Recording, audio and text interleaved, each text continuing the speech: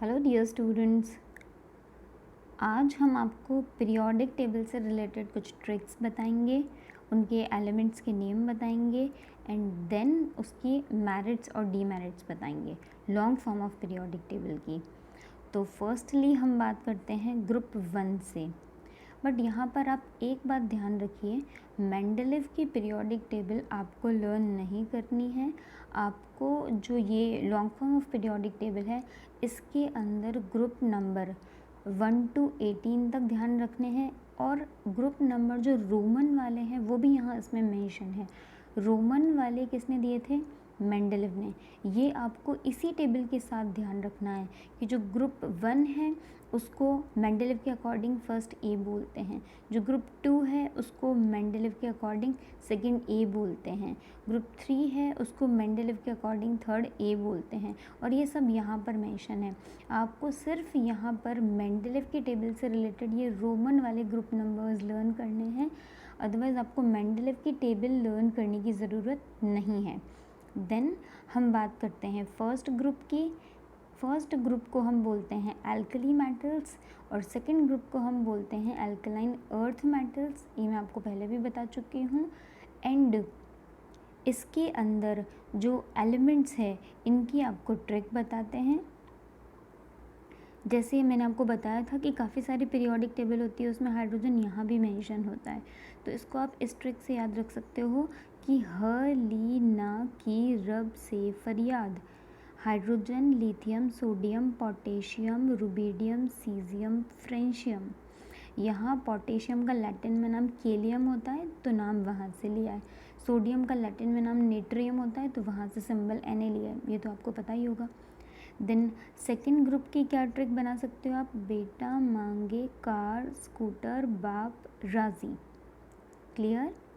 Then हम 13th group पे आ जाते हैं जो कि पी ब्लॉक है। पी ब्लॉक के अंदर भी हमने आपको बताया था 13th ग्रुप को बोरोन फैमिली बोलते हैं, देन 14 को कार्बन फैमिली बोलते हैं, देन 15 को निकोजन, 16 को चैल्कोजन, 17 को हेलोजन एंड 18 को ज़ीरो ग्रुप। इसके बाद देखिए जो 13th ग्रुप है उसकी इस तरीके से ट्रिक हो सकती है, बैंगन, आलू, गाजर इन थैला new, means boron, aluminium, gallium, indium, thallium, Tl यानी थैलियम होता है और NH यानी नाइहोनियम होता है। देन हम कार्बन फैमिली की बात करते हैं। इसको आप ऐसे याद कर सकते हो, काशी गए संत प्रभु फिर, कार्बन, सिलिकन, जर्मेनियम, एसन यानी टिन होता है, स्टैनम नाम है इसका, Pb यानी प्लम्बम लेड और Fl यानी फ्लेरोवियम होता है।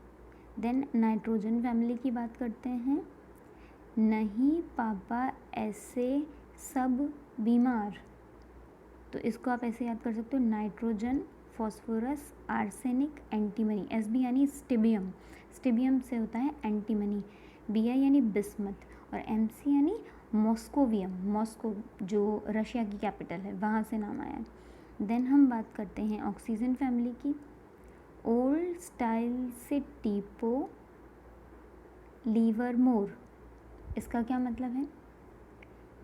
Oxygen, sulphur, selenium, tellurium, polonium and livermorium. Livermorium जो 116 एलिमेंट है उसका नेम है। फिर हम बात करते हैं 17th ग्रुप की। Fluorine, chlorine, bromine, iodine, astatine and tennessine. तो इसको कैसे बात याद कर सकते हो? फ्लोरीन फुल, फिर कल बाहर आई आंटी टशन में। क्लियर? देन जो 18th ग्रुप है वो तो ज़ीरो ग्रुप होता है, इनर्ट गैसेज यानी नोबल गैसेज है इसमें सारी। तो इसको ऐसे याद कर सकते हो, हीना, नीना और करीना ज़ीरो रन पे आउट। इनके नेम्स बता देते हैं आपको, helium, neon, argon, krypton, xenon, radon and oganesson, 118th element जो है।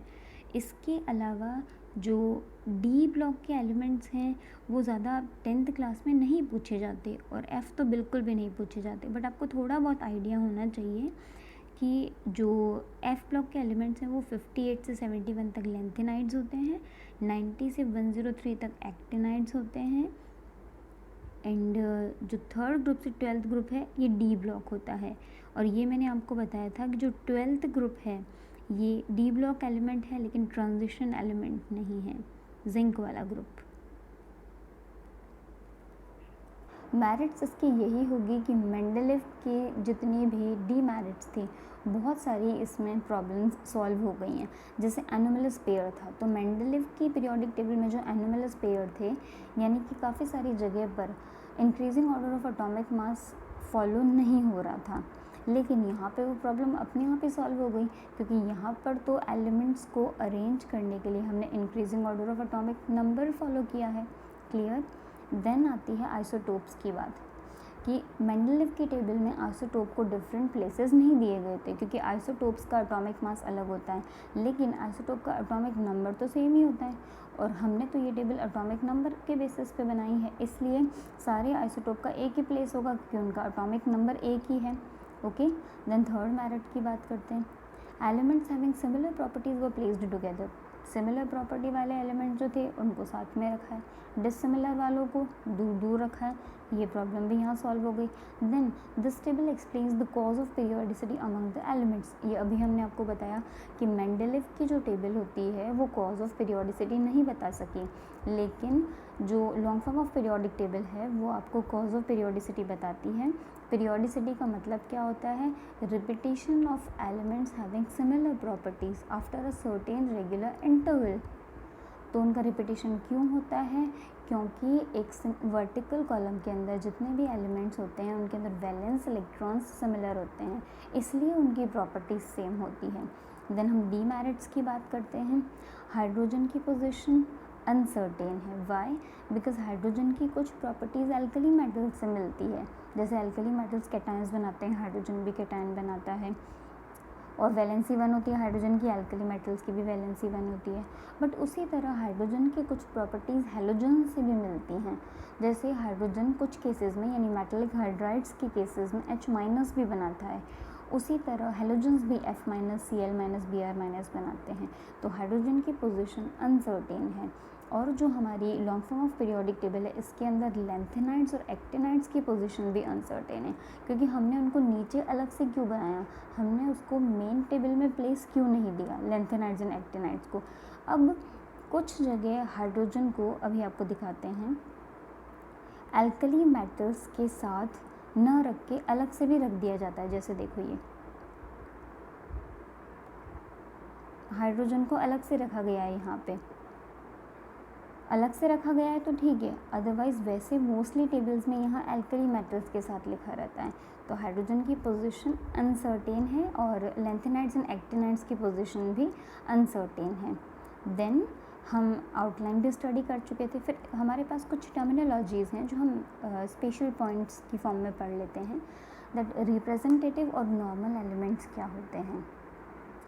रिप्रेजेंटेटिव और नॉर्मल एलिमेंट्स का मतलब है कि उनमें ओनली आउटर मोस्ट शेल ही इनकम्प्लीट होता है, except outermost shell all the shells are completely field.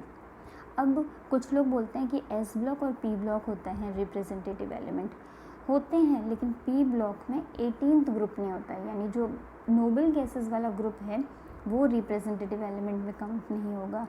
Group 1 जो एस ब्लॉक कंप्लीट और 13 to 17 ग्रुप जो होते हैं पी ब्लॉक वाले उनको बोलते हैं हम representative element. Then diagonal relationship एक टर्म है, वो आपको बता देते हैं। सेकेंड पीरियड के जो कुछ एलिमेंट्स हैं उनकी प्रॉपर्टीज़ थर्ड पीरियड से थोड़ी बहुत मैच करती है, it is called diagonal relationship. जैसे लिथियम की कुछ प्रॉपर्टीज़ मैग्नीशियम से मैच करती है, बेरिलियम की कुछ प्रॉपर्टीज़ एल्यूमिनियम से मैच करती है और बोरोन की कुछ प्रॉपर्टीज़ सिलिकॉन से मैच करती है। तो इसको आप ट्रिक बना के भी लर्न कर सकते हो, LM BA BS कुछ भी ट्रिक बना के लर्न कर सकते हो। फिर थर्ड पॉइंट है आपके पास ट्रांस यूरेनियम एलिमेंट्स। तो ये तो बिल्कुल ईजी है कि जो 92 एटॉमिक नंबर होता है वो यूरेनियम का होता है। तो यूरेनियम के बाद आने वाले जितने भी एलिमेंट्स होते हैं यानी कि जिनका एटॉमिक नंबर 92 से ज़्यादा होता है उनको हम ट्रांस यूरेनियम एलिमेंट्स बोलते हैं। That's all for today, thank you.